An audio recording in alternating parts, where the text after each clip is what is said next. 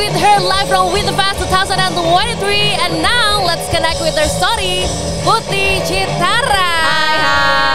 Hai Kak Putih. Hai. Terima kasih udah mau mampir ke Putih Connect. Aduh, terima kasih udah ngajak-ngajak. Di hari pertama nanti sebentar lagi juga mau manggung ya, barengan Bara Suara. Nah, aku pengen ngobrol-ngobrol sedikit tentang sudut pandang perempuan dalam industri musik Indonesia ya. Berat ya.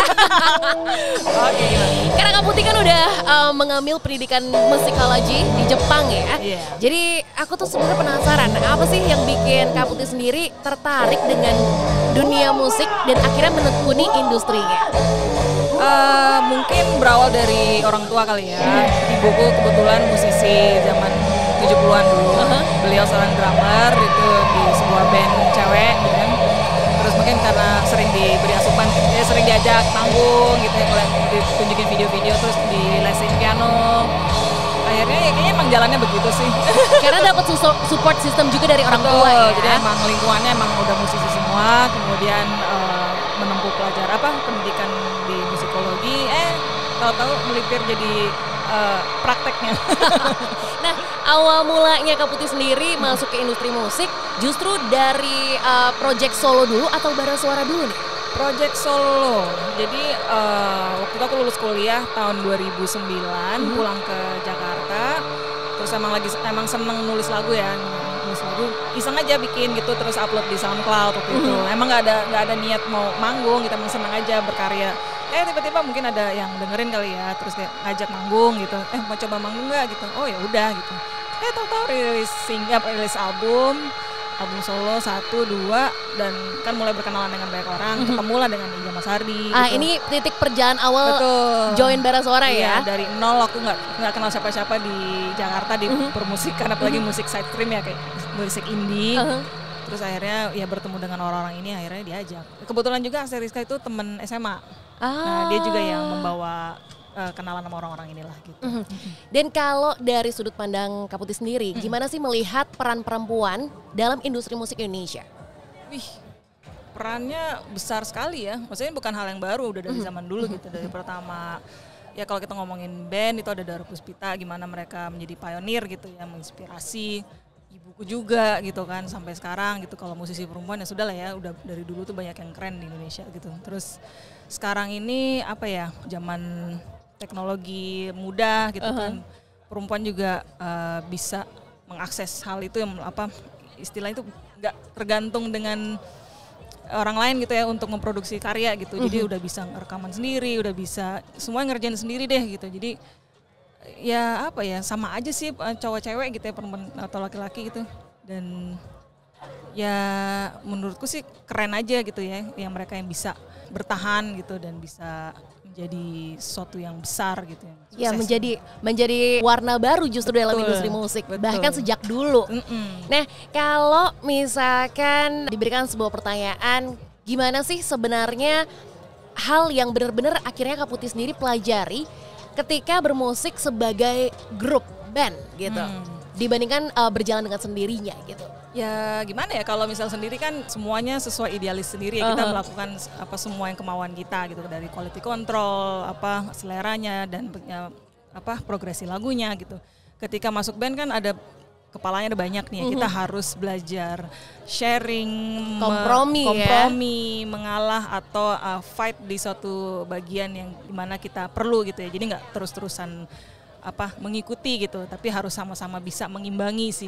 Dan aku melihatnya menarik karena ada sisi femininnya Kak Putih dan juga Kak Icil, ditambah sisi maskulin dari cowok-cowok yang lain ya. Justru itu yang melengkapi ya. Betul. Akhirnya. Nah, selain bermusik sebenarnya Kak Putih, ada nggak sih hal yang kamu sukai selain bermusik? Selain bermusik sih sebenarnya aku suka masak sih. Masak. Standar ibu-ibu banget. Apalagi udah ada 2 anak ya, Bun. Nah, gimana kalau membagi waktu antara menjadi ibu rumah tangga dan menjadi seorang musisi perempuan?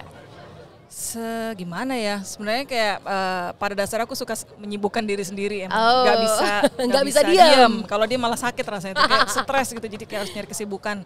Kebetulan ada 2 anak, terus di band Bara Suara, kebetulan juga aku juga manajernya Bara Suara. Jadi kayaknya banyak banget, ribet banget hidup orang-orang kayak gimana sih lo bisa ngebagiin waktunya? Ya yang penting punya manajemen waktu yang baik aja sih, kita harus disiplin. Jadi emang udah ngebagiin pagi jam segini-segini, tugasnya begini gini. Jadi emang punya rutinitas yang nggak bisa diganggu-gugat gitu. Jadi kalau emang telat, misalnya ngaret gitu, udah tinggalin aja gitu. Jadi emang harus ngerjain sesuai porsinya gitu. Kalau emang waktunya untuk ngurusin anak ya harus bisa nyelesain pekerjaan juga gitu. Jadi nggak boleh bercampur. Kalau nggak disiplin tuh udah habis lah. Nggak bohong, ini Kak Putih paling on time loh datang ke sini loh.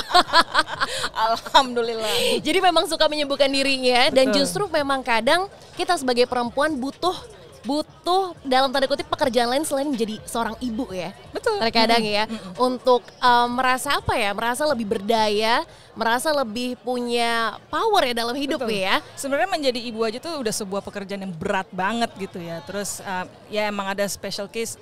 Misalnya kalau aku dikasih pilihan untuk menjadi ibu saja nih, aku nggak apa-apa banget, tapi aku mau jadi ibu yang totalitas gitu, yang benar-benar kebutuhan rumah tangga, anak itu benar-benar bukan pekerjaan ya, jadi memang memberikan 100% gitu. Kalau saat ini kan nggak bisa 100% untuk anak atau untuk suami, untuk keluarga gitu, tapi tetap di setiap bagian itu memberikan yang terbaik aja gitu.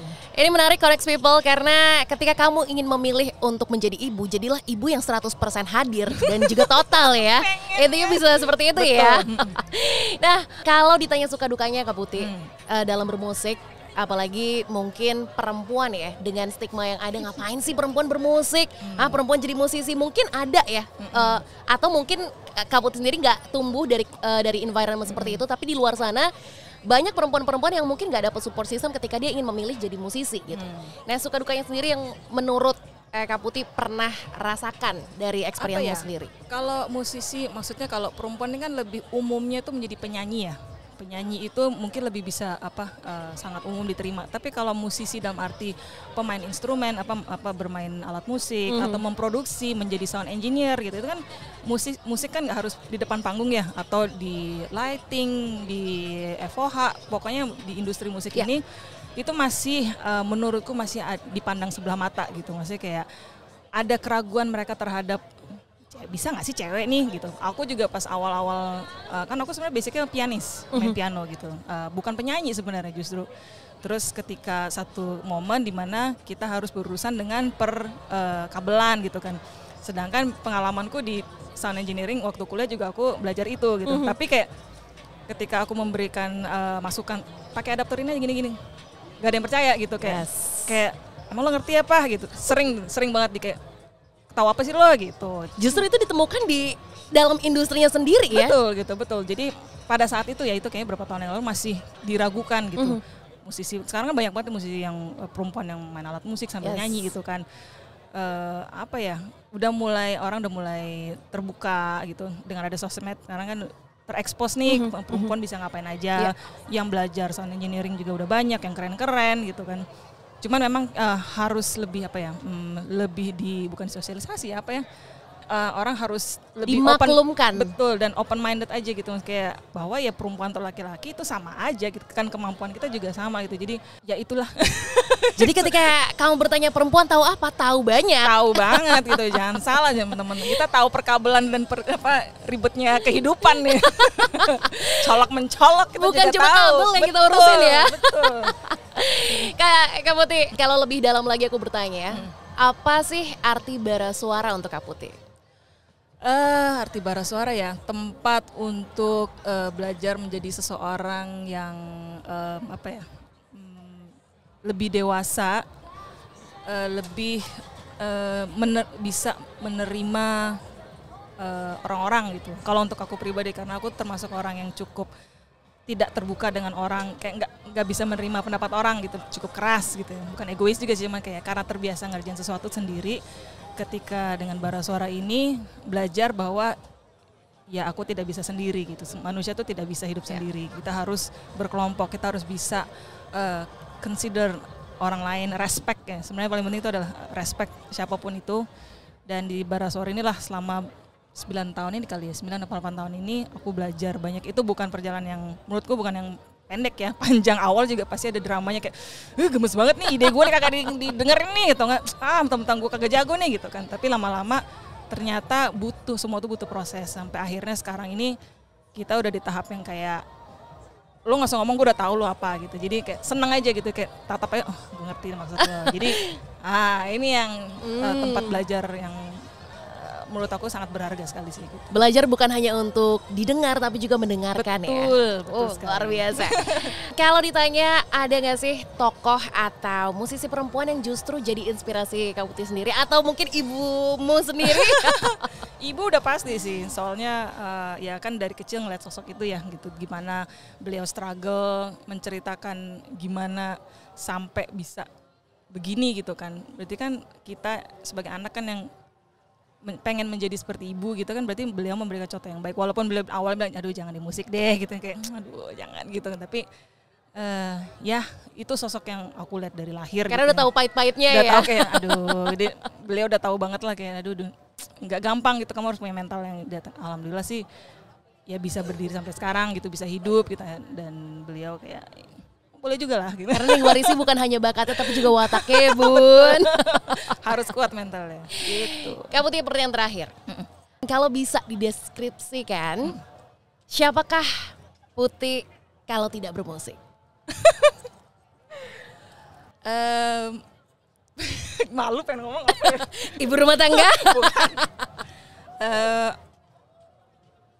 Mungkin saat ini aku menjadi seorang researcher atau bekerja di dunia akademik. Oh, karena memang interest Kak Putih dari dulu seperti itu ya, mengajar. Betul, senang sharing, senang belajar sih sebenarnya, belajar dan berbagi pelajaran yang dipelajari itu. Gitu. Kalau dikasih kesempatan nih Kak Putih ya, selain menjadi musisi atau selain menjadi ibu rumah tangga, selain menjadi manajer bara suara, apa sih yang masih pengen Kak Putih lakukan?